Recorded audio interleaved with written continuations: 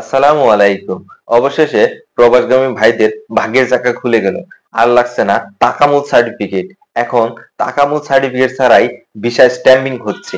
কাদের হচ্ছে, কিভাবে হচ্ছে এবং কখন থেকে হবে এবং হওয়ার সম্ভাবনা রয়েছে এটি নিয়ে বিস্তারিত আলোচনা করব ইনশাআল্লাহ এই ভিডিওতে।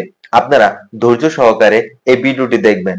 আর হ্যাঁ, যারা আমার চ্যানেলটা সাবস্ক্রাইব করে নাই অবশ্যই সাবস্ক্রাইব করে লাইক, কমেন্ট এবং শেয়ার করে দিবেন। এখন আসেন যে আজকের একদম আপডেট নিউজ কিছুক্ষণ আগের, যে এখন একদম নোটিশ জারি করে দিয়েছে সৌদির এম্বাসি থেকে যে কারা এই তাকামুল সার্টিফিকেট ছাড়া ভিসা পাবে এবং কাদের জন্য এটি প্রযোজ্য হবে।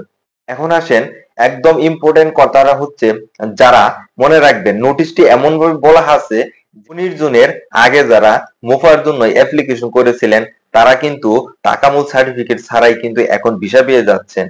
অর্থাৎ যাদের ভাগ্য ছিল যে 19 জুনের আগেই কিন্তু যারা যারা এজেন্সির মাধ্যমে যারা অ্যাপ্লিকেশন করেছিলেন মুফার জন্য, তারা বর্তমানে তাদের কোনো তাকামুল সার্টিফিকেট লাগছে না এবং তাকামুল সার্টিফিকেট ছাড়াই তাদের খুব শীঘ্রই কিন্তু তাদের ভিসা প্রসেস হয়ে চলে আসবে।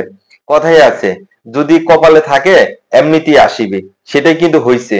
যদি আপনাদের এমন হয়ে থাকে যে 19 জুনের আগে আপনার যে এজেন্সির কাছে ভিসা দিয়েছেন, ভিসার জন্য দিয়েছেন, তারা যদি অ্যাপ্লিকেশন করে থাকে ইনশাল্লাহ আপনার বিষয়টি কিন্তু হয়ে যাবে।